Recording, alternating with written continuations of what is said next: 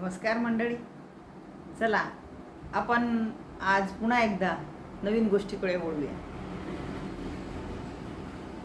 गोष्टीचं नाव आहे आपलं एक समजदार कुटुंब.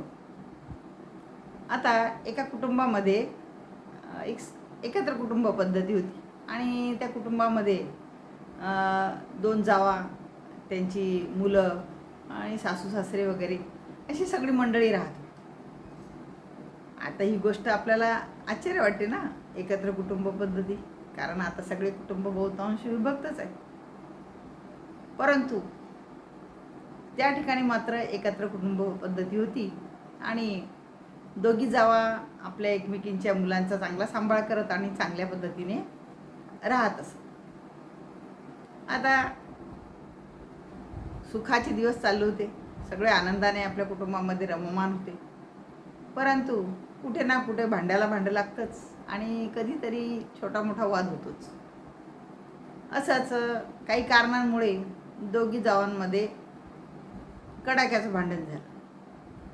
आता मोठ्या जेठानीला वाटलं की अरे, ही मला एवढी रागाने बोलते आहे, म्हणून ती आपल्या खोलीमध्ये जाऊन बसली.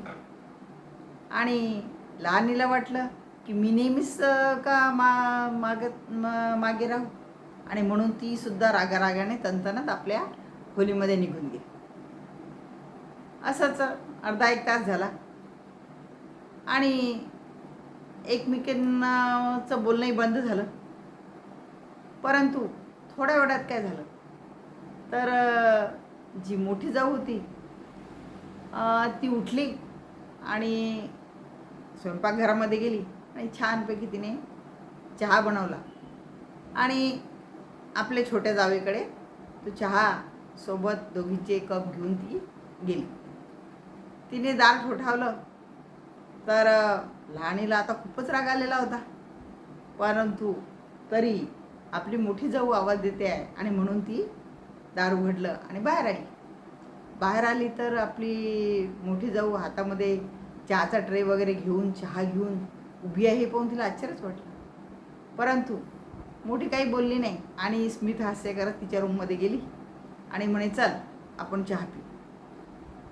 मग तिनेही त्यावर काही प्रतिक्रिया जास्त वाईट दिली नाही आणि दोघी जणी बसल्या आणि चहा घ्यायला लागल्या. तशा दोघी समजदार होत्या, परंतु वाद होतोच ना कधी ना कधी.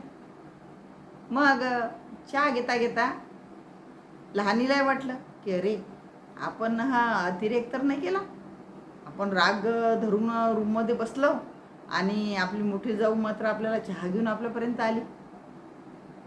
ती म्हणे की ताई, मला की नाही आज खरंच खूप राग आला होता आणि म्हणून मी तुमच्याशी बोलले नाही. म्हणे ठीक आहे, नाही बोलली तर नाही बोलली, पण मी आली तुझ्याशी बोलायला. म्हणे ताई, तुम्ही कशा काय आल्या? तुम्हाला नाही का माझा राग आला? म्हणे हो आला ना, म्हणे मला राग तुझा. मग म्हणे तरी तुम्ही चहा करून माझ्यासाठी कसा काय घेऊन आणला? म्हणे त्याचं काय म्हणे की माझी आई मला नेहमी एक शिकवण देत असे की जेव्हा आपलं एखाद्या व्यक्तीशी वाद होतो तेव्हा त्याच्या वाईट गोष्टींचं चिंतन नाही करायचं.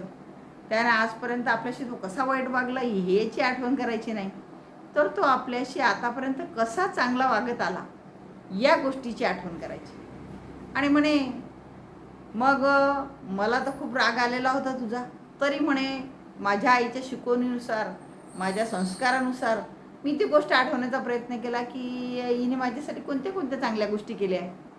तर माझ्या लक्षात आलं की ही तर आपल्याला नेहमीच मदत करते, आपले सगळे कामं करू लागते, आपल्या मुलांचाही सांभाळ करते, आपण बाहेर जातो तेव्हा घर व्यवस्थित सांभाळते. आणि मग ह्या सगळ्या चांगल्या गोष्टी आठवल्यामुळे माझा तुझ्यावरचा राग निघून गेला आणि मग मी चहा घेऊन तुझ्याशी बोलायला आली. म्हणे की ताई, असंही असू शकते का? म्हणे मग जर आपण चांगला विचार केला तर नक्कीच समोरच्याच्या चुका दृष्टीआड होतात म्हणे. पण जर आपण त्याच्या चुकाच लक्षात ठेवत राहिलो तर त्याच्या चांगल्या गोष्टीवर नेहमीसाठी पडदा पडून जातो. आणि म्हणून जेव्हा खरंच आपल्याला एखाद्या व्यक्तीचा खूप राग येतो तेव्हा अतिशय टोकाची भूमिका न घेता त्याने आतापर्यंत आपल्याशी तो कसा वागत आला, त्याने आपल्यासाठी तो किती उपयोगात आला, या गोष्टीचं जर आपण चिंतन केलं, या गोष्टीची जर आपण आठवण केली, तर नक्कीच आपण यातून बाहेर पडू शकू आणि आपला वाद हा मिटू शकेल. आता पहा, साध्या साध्या गोष्टी आपण पाहतोय, कौटुंबिक वाद विकोपाला पोहोचत आहेत आणि भाऊ भाऊ एकमेकांशी बोलायला तयार नाही, बहिणी बहिणी एकमेकीशी बोलायला तयार नाही. याचे कारण काय की दुसऱ्याचं चांगुलपणा आपण आठवण्याचा प्रयत्नच करत नाही आहे. आणि म्हणून आपण सुद्धा आपल्याला इतरांनी केलेली मदत आठवूया आणि त्याच्या चुकांना माफी देऊया आणि एकमेकाशी पुन्हा आनंदाने राहण्याचा प्रयत्न करूया. नमस्कार.